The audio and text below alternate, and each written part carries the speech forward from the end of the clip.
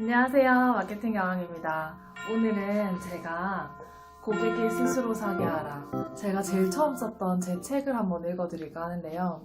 사실 책을 쓴다는 게 정말 제 이야기를 담을 수 있어서 좋지만 100% 이 한 권에 다 담을 수가 없었기 때문에 이 책을 쓰고 굉장히 뿌듯하면서도 굉장히 아쉬웠던 생각이 나네요. 그래서 이 책은 어떤 책이냐면 제가 20대 때 세일즈를 하면서 굉장히 많은 사람들을 만났고 그리고 이제 정말 경험이 없던 상태에서 뭔가 세일즈를 시작했기 때문에 거기에서 왔던 어떤 힘들었던 점 그리고 그걸 극복했던 부분 그리고 지금 세일즈를 한다면 정말 기본으로 돌아가서 이 책대로 한다면 여러분들이 엄청 결과를 이룰 수 있지 않을까 이런 생각으로 저의 어떤 사례들을 다 담았고요. 그리고 이제 거의가 아니라 진짜 100%제 이야기이기 때문에 이 책을 읽으면 제가 어떤 성향의 사람이고 어떤 생각을 가지고 있고 그런 것들을 다 알 수 있게 하는 책입니다.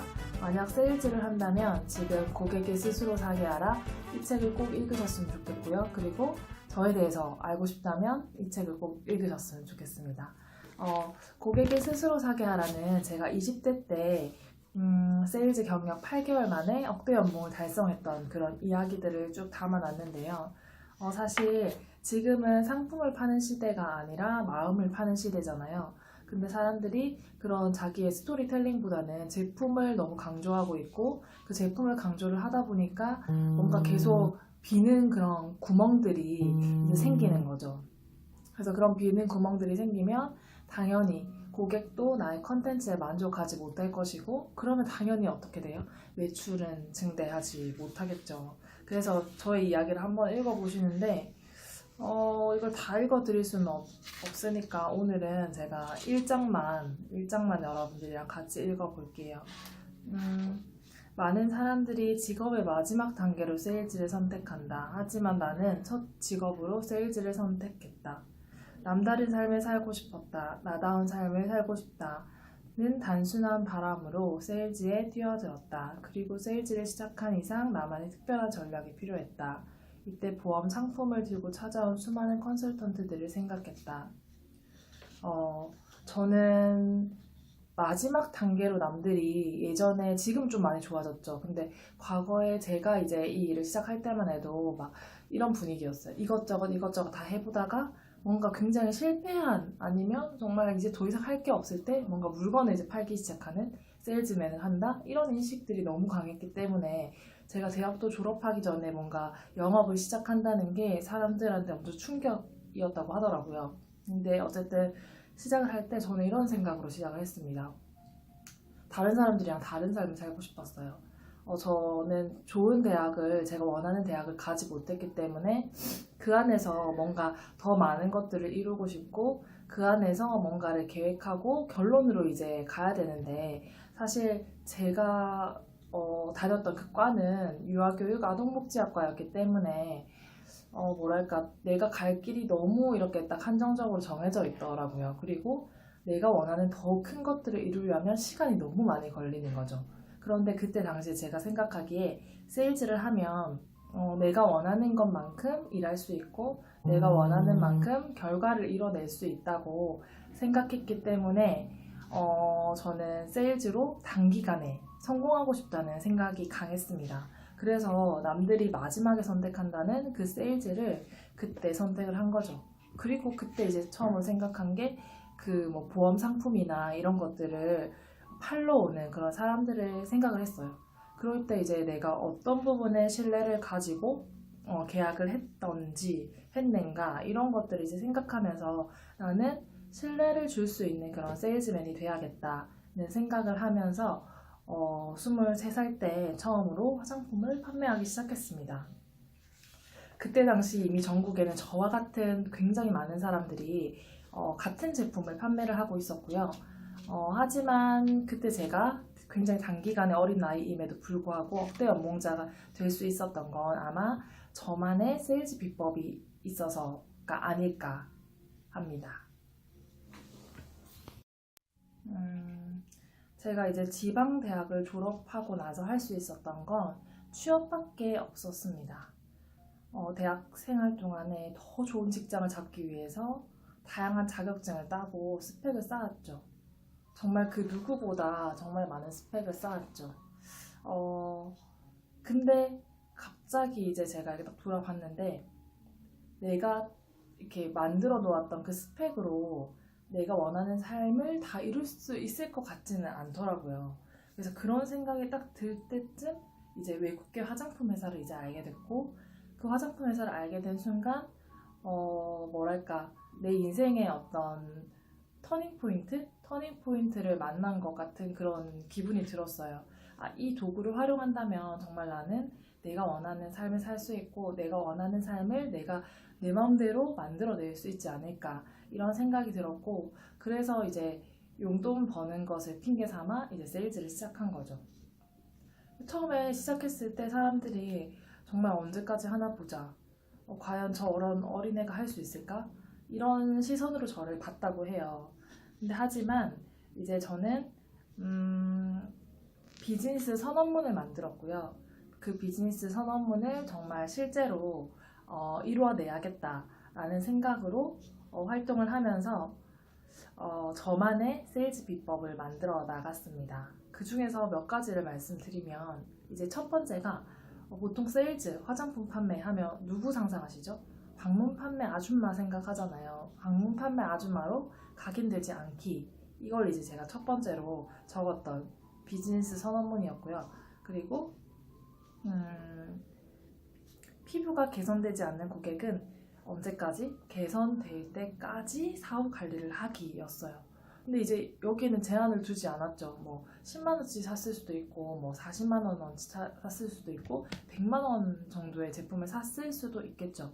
근데 그런 제한을 두지 않고 저를 통해서 화장품을 구매한 누군가 있다면 이 사람이 원하는 그 피부로 개선이 될 때까지 어쨌든 사후 관리를 한다라고 이제 비즈니스 선언문을 작성했는데 중요한 건 이걸 적고 나서 이런 마음으로 하니까 10만 원 샀던 사람이 또 추가 구매 20만 원, 추가 구매 30만 원, 추가 구매 100만 원 이런 게 이제 되면서 저한테는 이제 그 100만 원짜리 영수증을 갖게 해준 고객이 정말 많이 생긴 거죠. 그래서 제가 단기간에 억대 연봉자가 될 수 있었고요. 이런 비즈니스 선언문을 이제 제가 딱 놔두고 세일즈를 하면서 이런 생각을 했습니다. 이 부분 한번 읽어 볼게요. 남과 다른 특별한 세일즈를 하기 위해서는 고객들이 나를 특별한 사람으로 인정해 주어야 가능한 일이다. 똑같이 화장품을 판매하더라도 누군가는 방판 아줌마로 기억되지만 누군가는 컨설턴트 혹은 뷰티 코치로 기억된다. 내가 세일즈를 하기 위해서 선택한 방법은 특별하거나 거창한 것이 아니다. 내가 바로 인간관계에서 꼭 필요한 것들을 섬세하게 비즈니스에 적용시키는 것이다. 나는 고객의 고민을 내 고민인 것처럼 공감했다. 사실 이거는 화장품 판매에만 해당되는 게 아니거든요, 여러분. 지금 제가 어떤 학원에 김도사 수학이라는 이 분당 입시 컨설팅을 하고 그리고 자기주도 학습 전문으로 하는 이 분당 수학학원의 부원장으로 또 있는데요. 그때 학부모님들을 만나잖아요. 그러면 정말 그냥 이 학부모님들의 자녀 고민, 그런 고민을 그냥 우리 애기 고민인 것처럼, 우리 애를 내가 고민하는 것처럼 들어주는 거예요. 들어주고 또 그걸 해결하기 위해서 어떤 방법을 제시하고 그렇게 하다 보니까 정말 많은 학부모님들이 이 학원으로 몰려오는 게 아닌가 하는 생각이 들어요. 누군가에게 여러분들이 특별한 사람이 되려면 내가 엄청 거창한 어떤 방법을 만드는 게 아니라 그 사람이 가지고 있는 고민을 어떻게 해결해 줄 수 있을지 그런 것들을 한번 더 깊게 고민해 보시는 게 좋아요. 저는 사실 고3 때 유별날 정도로 공부했어요. 이건 제가 유튜브에서 정말 여러 번 말씀을 드렸는데 진짜 왜 이렇게 공부했는데도 서울대를 가지 못했는지 정말 제가 궁금할 정도로 공부를 했거든요. 1분 1초까지 기록하면서 24시간을 쪼개서 제가 공부를 했어요. 제 주변에는 서울대들이 너무 많은데 그 친구들은 좀 학습 방법을 알았나 봐요. 근데 저는 그냥 무작정 방법을 모르고 막 열심히 하는 것만 이제 생각을 했었죠. 그래서 그때 정말 열심히 했는데 그때는 사실은 입시에는 실패를 했죠. 왜냐면 제가 원하는 대학에 가지 못했으니까. 근데 그때 어떤 그런 힘으로 저는 비즈니스를 했고 사실 지금도 그때의 힘으로 일을 하고 있는 것 같아요. 근데 이제 어떤 부분이었나 이 부분은 제가 다음에 제 시간 관리법에 대해서 한번 영상을 찍을까 하거든요. 일단은 제가 철저히 제가 만든 규칙을 지켰어요. 처음에는 서툴렀죠. 뭐 예를 들어서 내가 언제 일어나고 언제 뭘 하고 누굴 만나고 이런 내가 세운 규칙이 있을 거잖아요. 그런 것들을 내일 해야지, 내일 해야지 이렇게 미루는 게 아니라 철저하게 지키면서 갔기 때문에 주변에 있는 모든 사람들이 저의 이미지, 표정, 말솜씨, 비즈니스 방향, 철학 뭐 이런 모든 부분들을 특별하게 봐주시더라고요. 왜냐하면 일단 기본적으로 누군가 만났을 때 성실하게 제 맡은 바 임무를 다했기 때문에 그러지 않았을까 하는 생각이 들어요. 만약에 여러분 한번 생각해 보세요. 내가 같은 어떤 특정한 제품을 사야 돼요. 물론 이렇게 지금 제가 마시고 있는 스타벅스 같은 경우에는 정말 같은 느낌, 같은 모양, 뭐 같은 맛으로 이렇게 전국에 똑같이 예를 들어서 이렇게 제조해야 된다라는 매뉴얼로 다 돼 있잖아요. 그러면 제가 여기서 사 먹거나 아니면 뭐 다른 동에 가서 사 먹거나 비슷해요. 근데 이게 뭐랄까 화장품이나 아니면 혹은 제가 지금 하고 있는 교육 사업이나 아니면 여러분들이 뭔가 전달해야 되는 어떤 컨텐츠가 있는데 다른 사람들하고 아예 비교가 안 될 수가 없잖아요. 이 사람은 이런 특징이 있을 거고 저 사람은 저런 특징이 있을 거고 한 명에 의해서 복제된 게 아니기 때문에 뭔가 특별해야 된다는 거죠. 그렇다면 내가 같은 뭔가를 사더라도 뭔가 그런 경우 있거든요. 정말 누가 봐도 똑같이 그 쇼핑몰에 똑같이 올려져 있는 옷이에요. 근데 왠지 이 사이트에서 사서 입으면 저 사람처럼 될 것 같은 그런 느낌이 들면서 과거에 저도 정말 누가 봐도 같은 옷인데 누가 봐도 진짜 같은 옷이에요. 근데 심지어 이쪽이 한 5천 원 정도 더 비싸요. 근데 어디 걸 샀을까요? 여기 걸 산다는 거죠. 왜냐면 왠지 이쪽 걸 입으면 저 여자처럼 될 것 같고 저쪽 걸 입으면 좀 별로 안 이쁠 것 같아요. 같은 옷인데도. 그런 것처럼 여러분들이 하는 모든 것에는 내가 어떻게 이거를 포장하고 표현하고 전달하냐에 따라서 받아들이는 사람이 더 매력을 느낄 수도 있고 매력을 못 느낄 수도 있다는 거죠.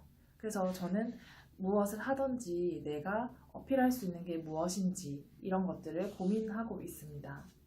그래서 자신만의 무기가 없으면 성장할 수 없기 때문에 여러분들 스스로를 차별화시키고 여러분들 스스로를 차별화시켜서 생존 위협을 느끼지 않도록 하셔야 되고요. 세일즈맨뿐만 아니라 자기가 지금 속해 있는 분야에서 뭔가 더 많은 기회를 얻고 더 많은 활동을 하고 싶을 때는 나만의 특별한 무언가를 생각해내야 됩니다. 그런데 제가 앞에 말씀드렸다시피 그 특별하다는 게 뭔가 거대하고 어마어마한 그런 것들이 아니거든요. 정말 사소한 것을 생각해 보시고요. 제가 어떻게 제 화장품을 구매했던 분들한테 특별하게 대했냐면 그냥 제품만 구매했을 뿐인데 저는 뭘 해줬을까? 지금은 되게 많이 뷰티 코치님들이 많이 하고 계시던데 그때 당시는 그런 게 없었거든요. 그냥 방문 판매 아줌마 정도의 역할인데 막 메이크업 클래스를 해주고 피부 진단을 해주고 그걸 이제 표로 만들어서 막 전달을 해주고 그렇게 하다 보니까 사람들이 한 번도 방문 판매로 온 사람한테 이런 걸 받아본 경험이 없는 거예요. 그러면 어떨까요? 같은 돈을 주고 뭔가를 사더라도 내가 더 많이 뭔가를 받은 느낌이 들기 때문에 그 돈이 아깝지 않다는 거죠. 혹시 여러분들이 하고 있는 그 활동들을 누군가한테 전달할 때 그냥 정말 딱 어디 가서도 이 정도는 내가 대접받을 수 있어 이런 것만큼 전달하진 않으시나요? 그렇다면 한번 이 책의 첫 번째 단락을 읽으면서 반성하는 시간을 가져보시는 게 어떨까요? 저는 오늘 여기까지 여러분들과 고객이 스스로 사게 하라를 읽을 거고요. 다음 시간에 찾아뵙도록 하겠습니다. 안녕.